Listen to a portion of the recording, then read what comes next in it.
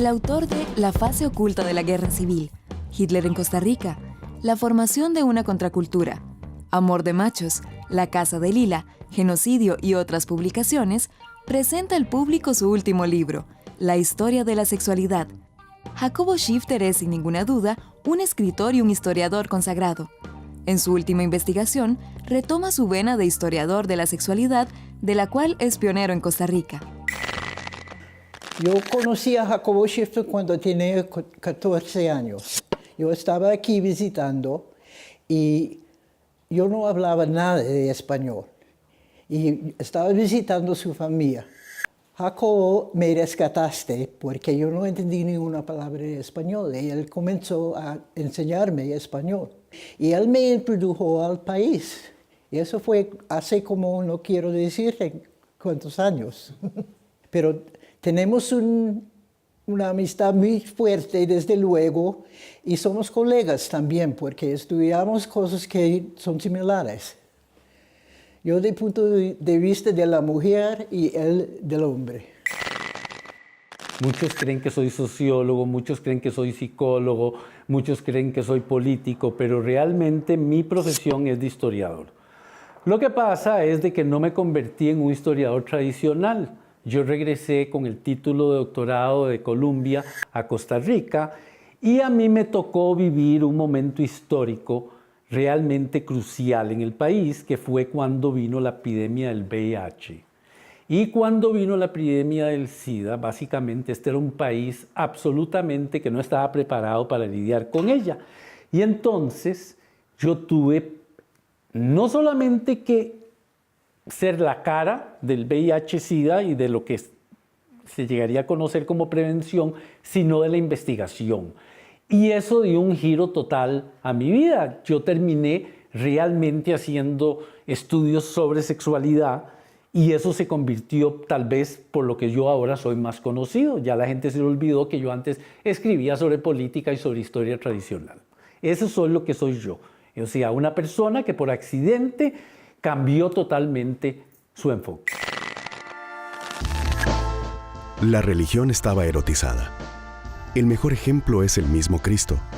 No solo la figura de Cristo se representaba con un rostro hermoso occidental, sino que también su cuerpo desnudo y torturado era blanco de deseo en una cultura como la medieval, en el que el castigo y el amor iban de la mano. Hacemos una diferencia entre el género y la sexualidad. Yo he estudiado las dos cosas, pero estudio más el género y Jacobo más la sexualidad, o como puede oír la sexualidad del hombre.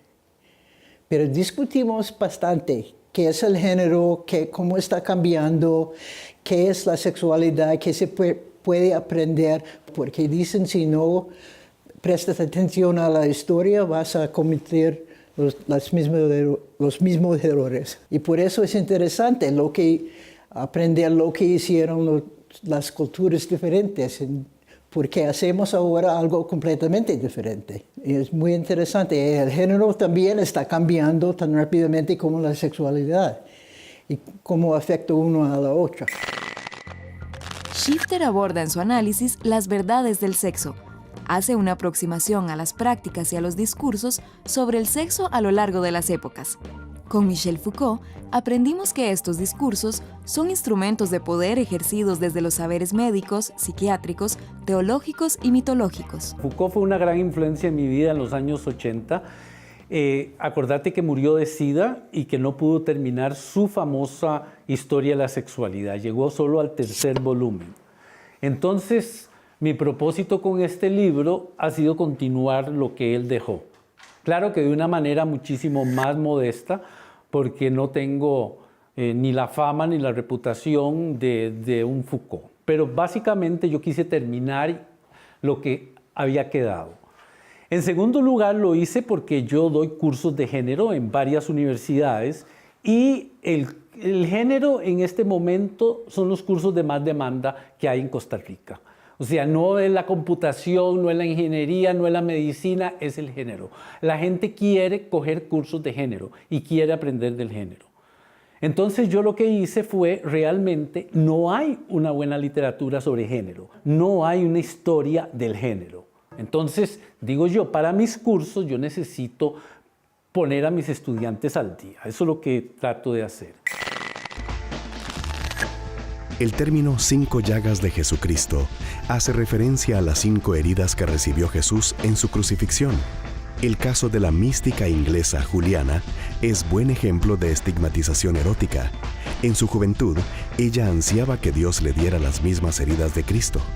Concebí un gran deseo de recibir 3 heridas en mi vida, a saber, la herida de la verdadera contrición, la herida de la compasión de amor y la herida de desear ardientemente a Dios con toda mi voluntad. Yo creo que el objetivo principal de esto, que tiene mucho que ver con la discusión que hay en Costa Rica sobre el asunto del género en este momento, ¿verdad? Que es todavía un tema, más ahora con todas las guías de diversidad y de educación sexual, es dar a entender de que el género no tiene nada natural. Es una construcción histórica. A mí que no me vengan de que nacemos con género, ni que nacemos con orientación sexual, ni que nacemos ni con placeres de nada. Yo he tratado de mostrar con este libro de que todo es una construcción, que básicamente cambia de cultura a cultura. Entonces ese ha sido mi objetivo. Es un objetivo de cuestionar perdonando de la paja que se habla aquí en Costa Rica y de las estupideces que la gente dice que no tienen base. Para eso es el libro.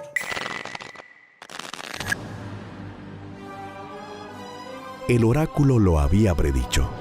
El rey moriría asesinado. Con su muerte se desataría la peor de las pestes jamás vivida en la ciudad de Tebas. ¿Quién mató al rey?, se preguntaban todos. El nuevo sucesor se propuso acabar con el misterio.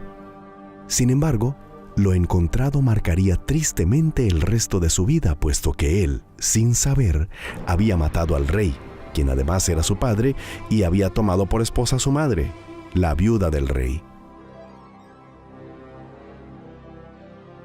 Ya sabrán ustedes que se trata de la historia de Edipo Rey, quien al nacer, su padre ordenó asesinar y así evitar que se cumpliera la profecía del oráculo. Sin embargo, el destino es más poderoso y el futuro parece inalterable frente a las acciones humanas.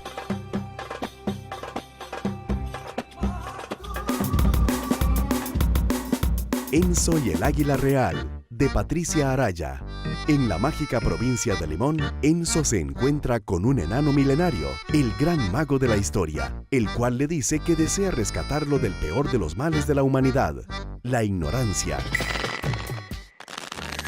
Jacobo Shifter aplica una batería teórica construccionista al análisis de las culturas sexuales históricas.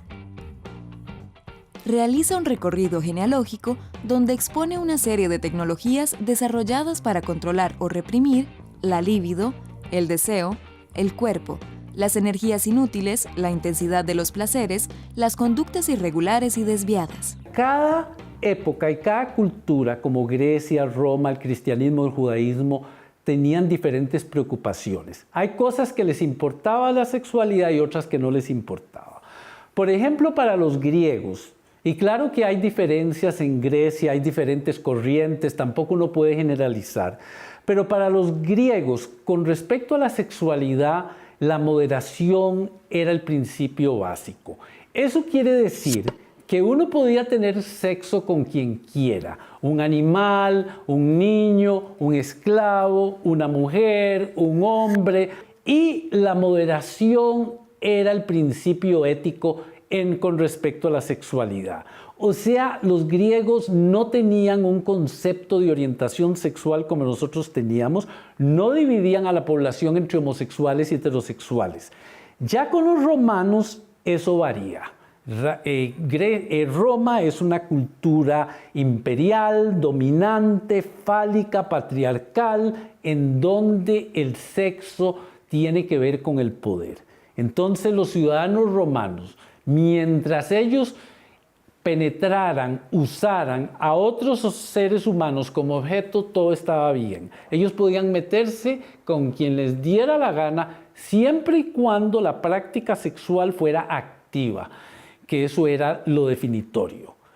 Ahora, siempre hay contradicciones. Uno puede decir que Roma era más atrasada que Grecia, porque al final de cuentas era más imperial, más militar, el sexo era una forma de oprimir. Ambas de ellas tenían pocos problemas con la cuestión homosexual. En realidad era parte de la práctica de todos los días de ambas culturas. No era un problema específico para ellos, aunque hay momentos históricos en que uno se vuelve más a favor y en contra. Eso va a ir cambiando ya con lo que vos decís que son las religiones. Y aquí hay un énfasis totalmente diferente, otra cultura, otras preocupaciones. Vamos a decir, antes de las 50, cuando había Masters and Johnson y esa gente, hablamos solamente de la sexualidad. Y eso implica que se nace con eso y no hay un rol social en hacerlo. Y por eso nosotros las feministas hicieron la diferencia entre el rol en la sociedad y la biología. Dicen que la cultura tiene una voz más fuerte que la biología. Que la biología es tal vez 30% de lo que pasa, el resto depende en la vida que se vive. Y por eso esa diferencia es muy importante, porque el género se puede cambiar, la sexualidad es más difícil. Del politeísmo apolíneo pasa al monoteísmo arcaico y dirige su mirada hacia Israel, donde la sexualidad se infecta con la polución de la religión sexopositiva. En el cristianismo, el pecado se cristaliza en odio al cuerpo y sobre todo odio al cuerpo de la mujer, en la idea de María Magdalena. Por ejemplo, digamos, hoy en día nosotros tenemos la Iglesia Católica y las evangélicas oponiéndose al matrimonio homosexual, pero lo que no dicen es de que durante los primeros 1000 años del cristianismo los sacerdotes se casaban entre sí. O sea, habían matrimonios homosexuales entre los sacerdotes y que los mismos obispos los auspiciaban. O sea, no había ningún problema en casar a hombres que se amaban entre sí durante 1000 años del cristianismo. Cuando nosotros hablamos de la persecución que ya va a tener, por ejemplo, con respecto a la homosexualidad, las religiones, estamos hablando del siglo XIV en adelante, del siglo XII, XIII en adelante. Los primeros 1000 años no era ningún problema. Básicamente la gente se podía casar y la iglesia era la primera institución que tenía bodas gays. Claro que ahora tratan de decir de que estos que se casaban, ellos no tenían relaciones sexuales, aunque se amaban mucho los obispos y los sacerdotes que se casaban, era una relación espiritual, ¿verdad? Yo me voy a creer eso. Ellos se declaraban, por ejemplo, poemas de amor, no podían vivir juntos, uno se iba para el otro lado y el otro se moría, y luego nos van a decir de que no tenían sexo. Bueno, dejémoslo, pero simplemente eran matrimonios homosexuales. Entonces, la iglesia lo permitió hasta casi el siglo XIV. Juliana tiene una experiencia mística. Mira a Cristo por medio de sus heridas y este atrae a Juliana seduciéndola y llevándola al interior de los labios de la herida, donde la cavidad hueca se abre, invitándola a permanecer en ella.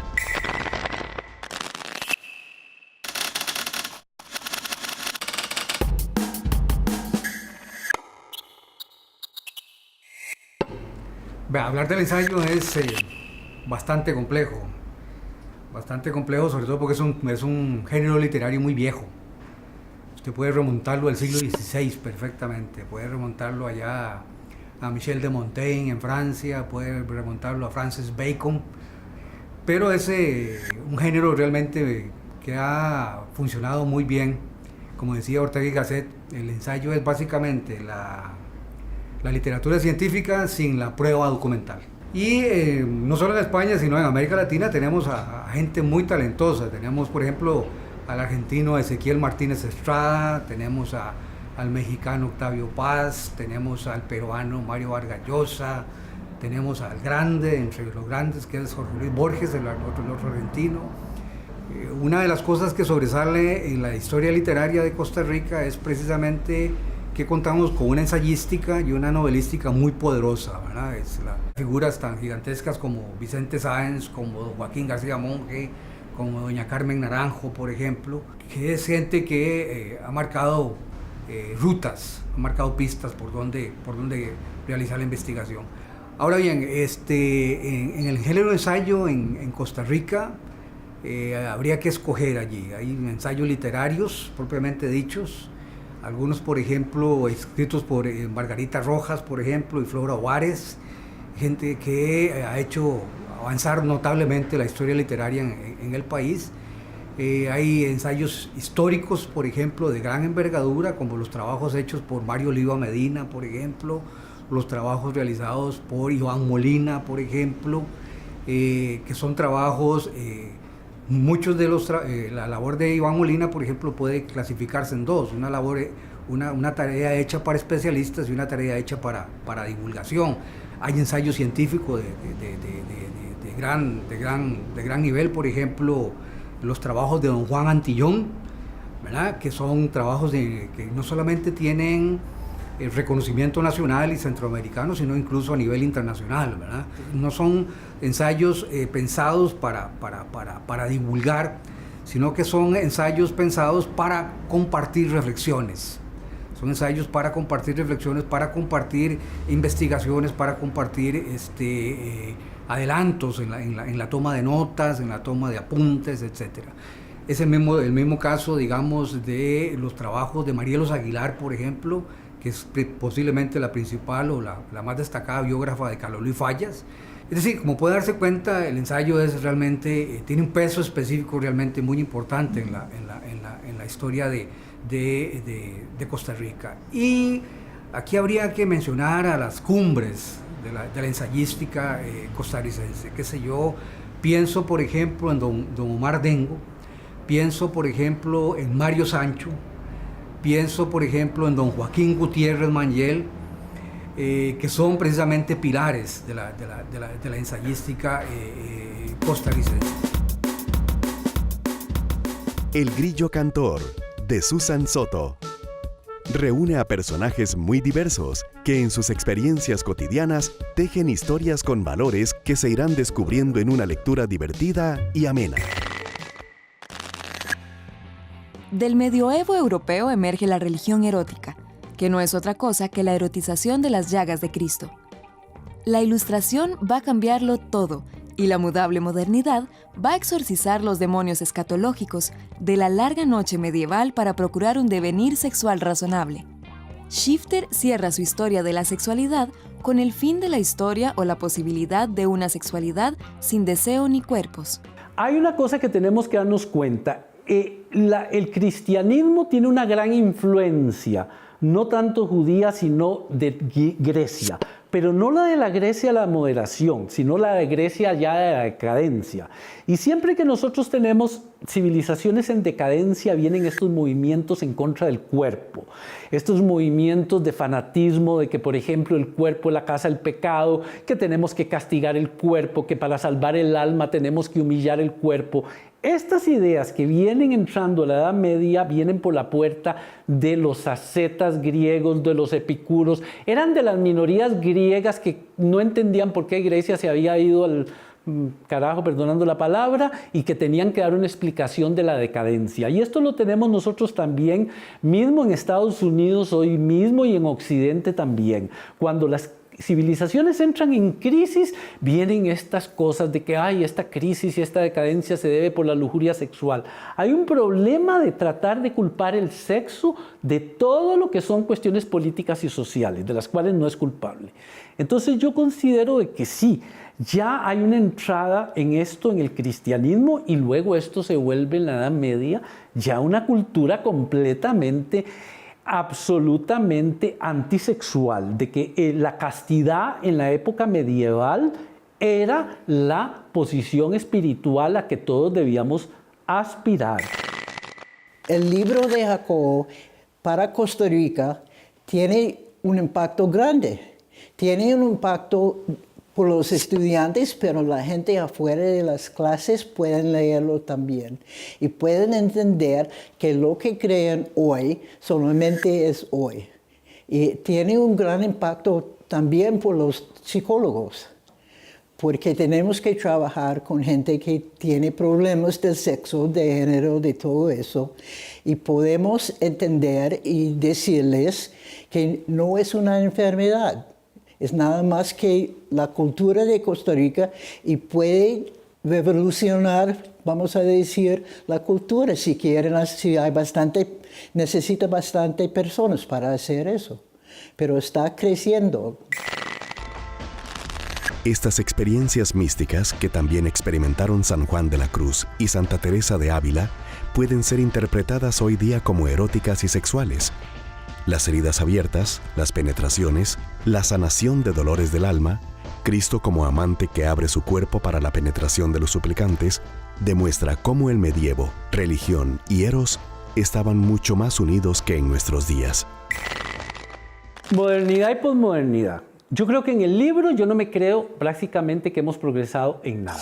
Hemos cambiado nada más de un tema a otro. Yo no creo, como estilo del Ministerio de Educación y la tía Pochita con las guías sexuales, de que nosotros vamos a poder llegar a una sexualidad ilustrada. Si nosotros damos clases de sexualidad, vamos a abrirle la mente a la gente y vamos a estar más liberados y todos vamos a gozar de la sexualidad y vamos a cantar Kumbaya y todos vamos a estar felices. Yo creo que en el libro lo que yo trato de demostrar es de que eso es pura paja. Básicamente no estamos mejor. En este momento de la posmodernidad, más bien hemos ido al otro extremo. Ya no estamos en el extremo de Freud, de una época en que todos éramos reprimidos sexuales y que teníamos que liberarnos de la sexualidad. Ahora estamos en el otro extremo. Ahora estamos en el extremo en que el capitalismo abarcó la sexualidad y nos las venden por todos lados. Más bien ahora la gente va al psiquiatra no porque está reprimida, sino porque va al psiquiatra porque no obtiene todo el placer que deberíamos estar teniendo. O sea, si nosotros vemos televisión y todos los programas que hay hoy en día en Costa Rica, deberíamos estar todos teniendo sexo todo el tiempo, deberíamos estar felices, deberíamos estar yendo a la playa, teniendo sexo en la playa, porque ya ahora hasta en giros hablan de que uno podría tener esas fantasías y todo. Pero básicamente estamos llegando al punto en que ya, por ejemplo, sentimos obligados a que tener tanto placer y tanto sexo. Y que básicamente esta es la gran felicidad. Ya nos creemos mucho en la religión en nuestro país, ya nos sentimos que vamos a alcanzar espiritualidad yendo a la iglesia. Habrá un sector que lo haga, pero la mayoría no lo hace. Y entonces ahora el sexo se convirtió en la nueva religión. Todos queremos alcanzar la felicidad y el kumbaya, como yo digo, con el sexo. Y básicamente el sexo no lo va a liberar. Uno de los misterios más grandes en el medievo tardío es la herida del costado de Cristo, la cual recibe la misma adoración que la vulva femenina. De acuerdo con una leyenda antigua, un centurión romano punza con su lanza el costado derecho de Jesús para cerciorarse de su muerte. Esta punzada causa una de las 5 llagas de Cristo. Aunque las 5 fueron adoradas en el medievo, la del costado fue siempre la preferida. No solo era la más grande y la que se consideraba llevaba directamente al corazón de Jesús, sino que también representaba la vulva de la mujer. La penetración de esta vulva herida era la aspiración religiosa del medievo. Ya para terminar te voy a decir una cosa. A pesar de que yo soy un especialista en sexualidad, yo creo que el sexo está sobrevalorizado. O sea, no nos va a dar lo que buscamos. No es la llave de la espiritualidad ni la felicidad eterna. Y ahora, mezclado con el capitalismo, en que se ha vuelto una forma de consumir y que nos venden el sexo hasta por los carros y por todo lo demás, mucho menos lo vamos a lograr. Entonces yo creo de que ninguna época es mejor que otra. Cada una tendrá sus diferentes problemas. Y ahora creo que estamos mucho peor, sinceramente, que antes. La historia de la sexualidad de Jacobo Schifter incluye una cuidadosa revisión conceptual del esencialismo, del construccionismo social, del psicoanálisis, la antipsiquiatría, las teorías queer y el postestructuralismo. Este panorama de nociones y de saberes los dirige el autor a desafiar nuestra praxis y comprensión de nuestro propio cuerpo y su actividad principal, su sexualidad.